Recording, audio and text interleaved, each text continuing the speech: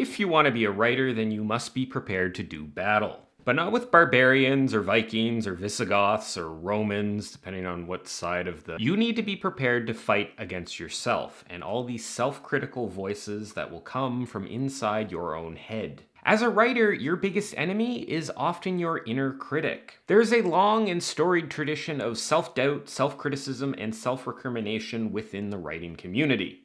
It's mostly why most writers drink. When left to their own devices, the voices that make up your inner critic will thwart your writing progress in countless ways.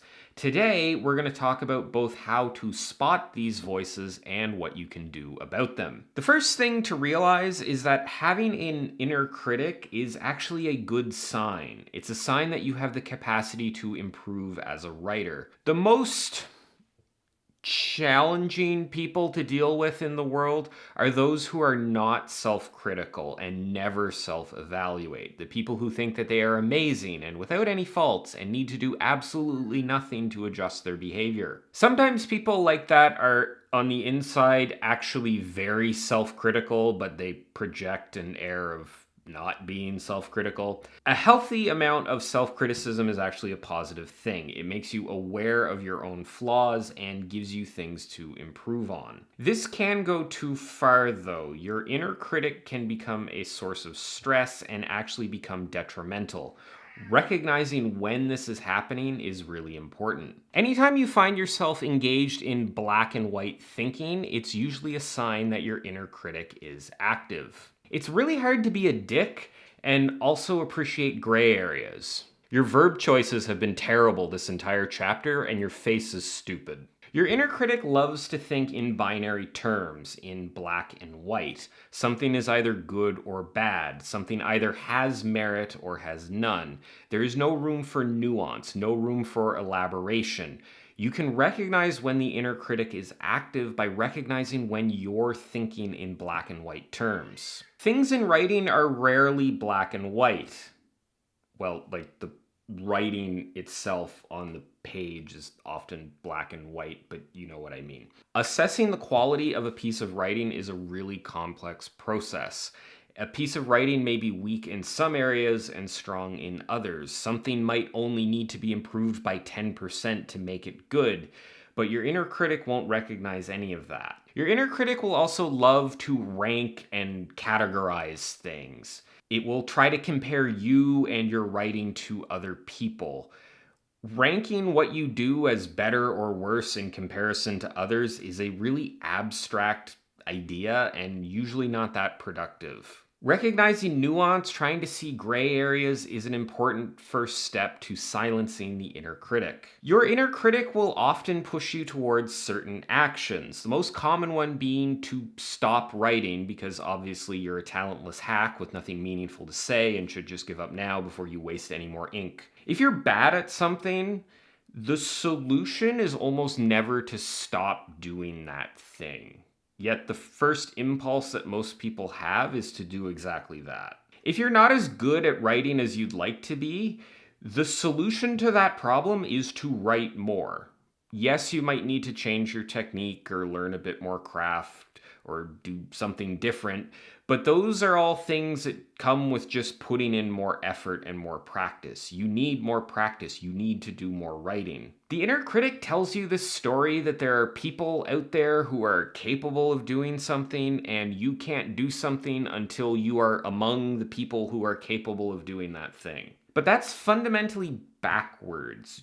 Doing something is what makes you capable of doing that thing. To finish running your first marathon, you have to start that marathon as someone who has never run a marathon before.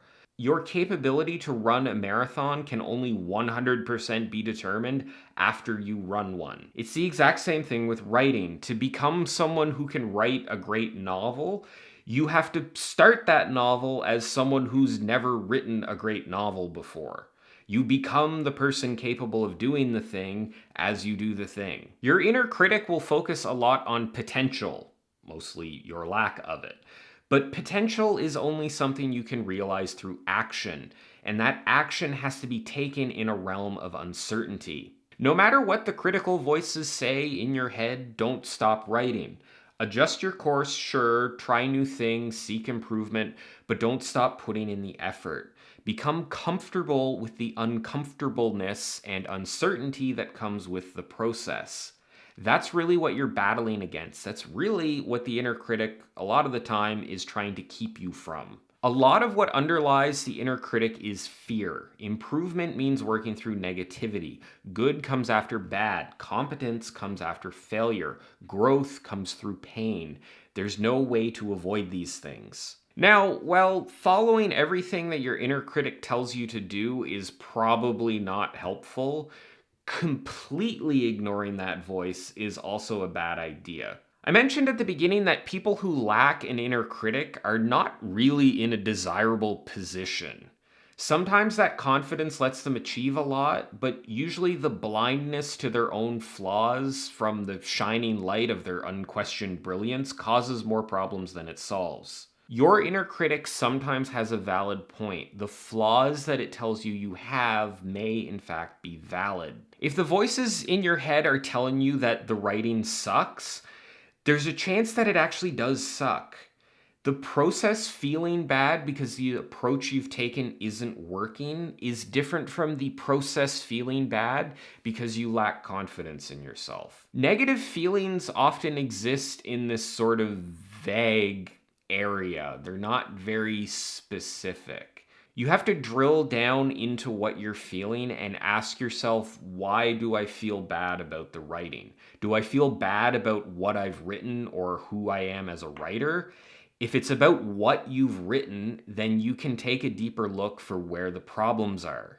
Maybe what a character is doing in a scene just doesn't fit with who that character is. Maybe the dialogue just doesn't work. Maybe the scene is just boring and you need to go in a different direction. Sometimes the negative feelings you have about writing are actually coming up because there's legitimate problems in your writing.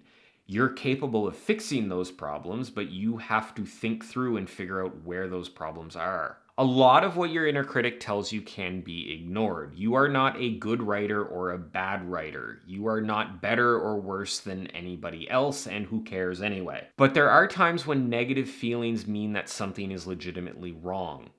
That's not a reflection on you as a writer, that's just a sign that there's a problem that needs to be dealt with. Your inner critic is like the check engine light on your car. Sometimes it's nothing, sometimes there's something really, really wrong. But it's just an indicator of a problem.